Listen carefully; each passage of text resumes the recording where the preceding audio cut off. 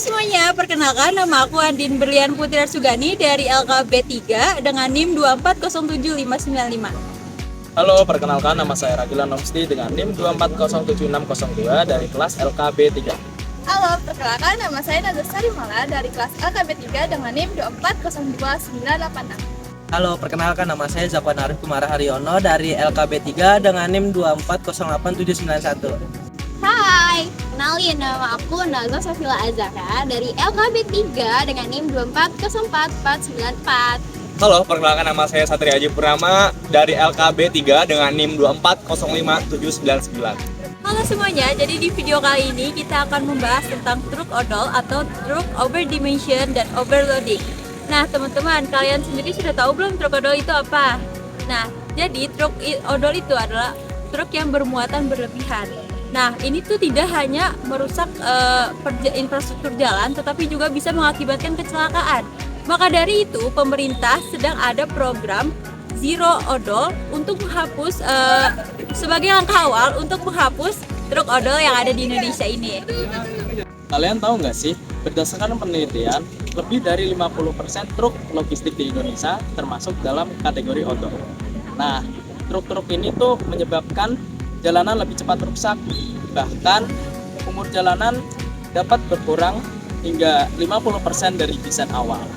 Selain itu, tingkat kecelakaan juga meningkat, apalagi di jalur-jalur logistik seperti tol dan jalan nasional.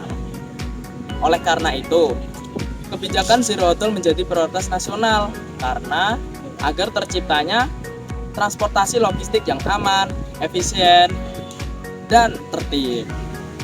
Kenapa sih kita bahas topik ini? Jadi, topik ini kita bahas bukan hanya karena fenomena lapangan, tetapi karena Zero Odol memiliki relevansi akademik yang tinggi. Isu ini melibatkan berbagai pihak, yaitu ada teknik sipil, manajemen logistik, transportasi, dan penegakan hukum. Menurut Peraturan Menteri Perhubungan Nomor 60 Tahun 2019, kendaraan odol adalah kendaraan angkutan barang yang melebihi batas ukuran atau batas berat yang telah ditetapkan. Sementara Zero Odol adalah program pemerintah untuk menghapus kendaraan odol di jalan raya demi efisiensi logistik dan keselamatan publik. Selanjutnya di sini saya akan membahas dampak apa aja sih yang disebabkan oleh truk odol. Yang seperti kita ketahui sendiri, truk odol ini membawa dampak yang begitu sangat besar bagi banyak sektor. Dampak pertama yang disebabkan oleh truk odol sendiri itu ada dampak infrastruktur, dan di mana jalan menjadi lebih cepat rusak, jembatan menjadi halus, dan biaya perawatan serta perbaikan yang meningkat drastis. Yang kedua itu ada dampak dari keselamatan, yang dimana truk odol sendiri ini sangat mudah terguling dan sangat sulit juga untuk dikendalikan sehingga dapat menyebabkan kecelakaan yang begitu fatal.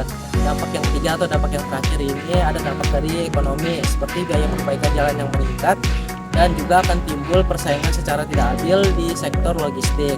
Nah, dari semua dampak yang sudah saya sebutkan tadi dapat ditunjukkan bahwa Zero Odol penting sebagai kebijakan nasional.